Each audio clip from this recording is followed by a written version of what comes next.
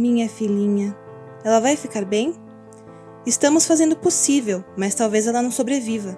Ela nasceu prematura e seu corpo não teve tempo de se desenvolver adequadamente. Ela está com dificuldades respiratórias e outras complicações médicas. Talvez ela não sobreviva. Oi, eu sou Chantal. Essa sou eu, lá dentro.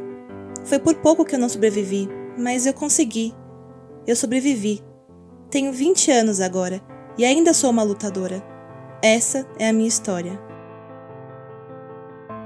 Quando eu era bebê e tinha acabado de nascer, estava tão doente que precisei passar muito tempo no hospital.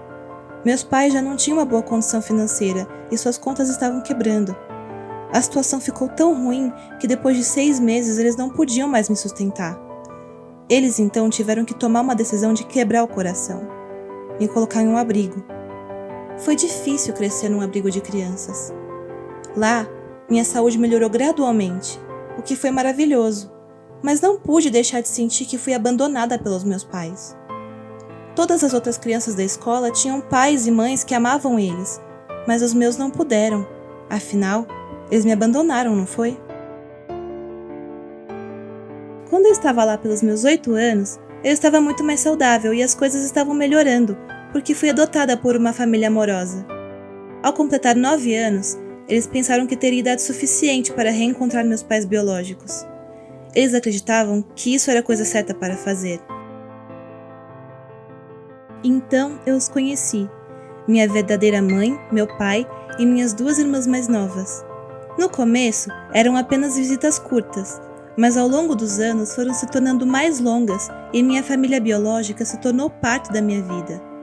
Não foi fácil no começo, porque eu ainda guardava rancor deles por me abandonarem justamente quando eu estava tão doente e pequena. Mas eles eram tão pobres em comparação com a família com a qual eu vivia agora. Eu amadureci muito para poder entender o quão difícil teria sido para eles, e comecei a amá-los como se fossem minha família adotiva. Era difícil estar no meio de 2 famílias completamente diferentes, especialmente quando minha família biológica começou a desmoronar, logo depois que eu comecei o ensino médio. Mamãe disse para mim e para minhas irmãs que meu pai estava se mudando para morar com nossa avó por um tempo. Ela mentiu, dizendo que era para ajudar a cuidar dela, mas na verdade ele estava saindo de casa, algo que ela nunca nos disse. Um dia, minha mãe adotiva me levou com minhas irmãs biológicas para uma festa de Halloween. Estávamos nos divertindo muito, até que minha mãe adotiva perguntou para minha irmã como meu pai estava. Para minha surpresa, ela disse que meu pai tinha começado a beber. Fiquei tão chocada. Eu soube imediatamente o que isso significava. Mamãe nunca deixava papai beber enquanto ela estava com ele, porque ela foi criada em uma casa onde beber era um problema. Meu pai deve ter saído de casa por isso. Meus sentimentos de traição estavam de volta. Por que minha mãe contou para minhas irmãs mais novas e não para mim? Por que papai começou a beber? Nós nos tornamos um incômodo para ele? Nós fizemos algo de errado? Ele tinha parado de nos amar? Quando enfrentei minha mãe sobre isso, ela pediu desculpas por não ter me contado. Mas a essa altura eu já estava ferida demais para ouvir. Eu senti que nosso vínculo de mãe e filha havia sido quebrado e as coisas nunca mais seriam as mesmas.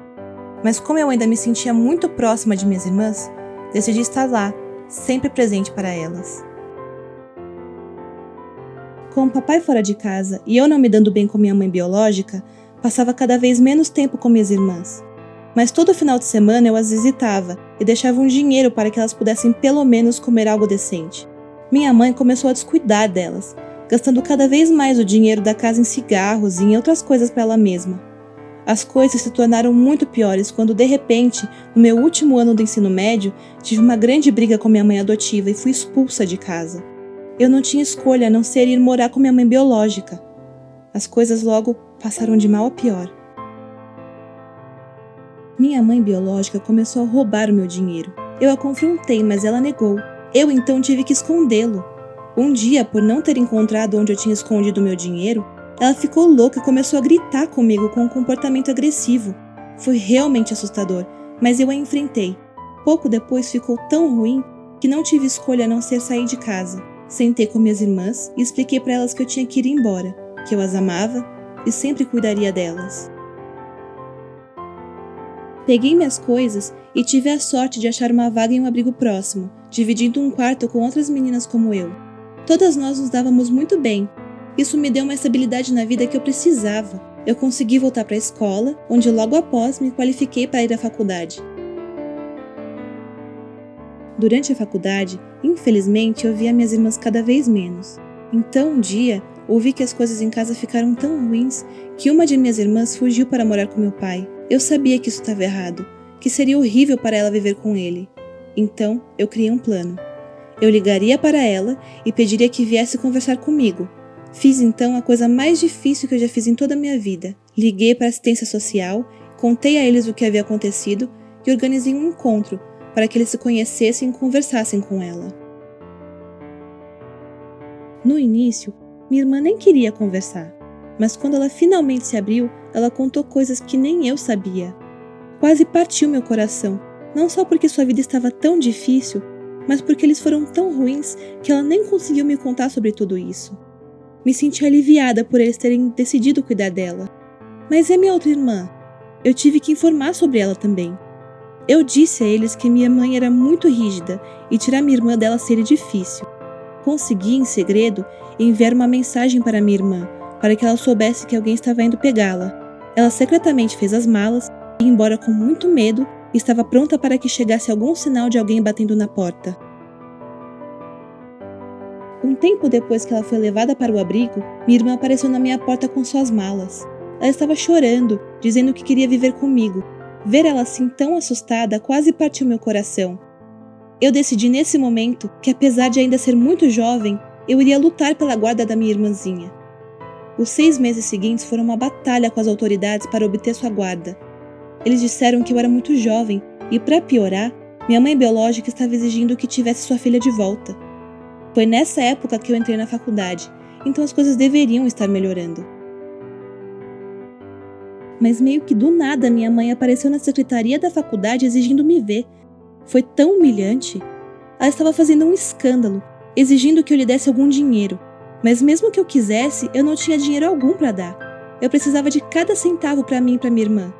Quando recusei, ela começou a me seguir, mas a última coisa que eu queria era que ela descobrisse onde estávamos morando agora. Então eu não tive outra escolha a não ser chamar a polícia. Chamando a polícia para denunciar minha própria mãe? Você pode imaginar como foi terrível para mim fazer isso, mas não tive outra opção. Eu tive que tomar essa decisão para proteger a mim e a minha irmã. Isso aconteceu há mais ou menos 1 ano atrás, e foi a última vez que vi ou falei com a minha mãe. Foi difícil chegar até aqui, mas agora as coisas melhoraram muito para nós. Sinto que cada dia é um milagre para alguém que teve a sorte de ter conseguido nascer e sobreviver. Eu sei que crescer para mim e para minhas irmãs tem sido difícil, mas ter superado todas as nossas dificuldades e estar onde estamos agora é maravilhoso. Quando você olha para a montanha à sua frente, parece impossível subir. Mas com um coração forte, amor e determinação, você pode chegar lá.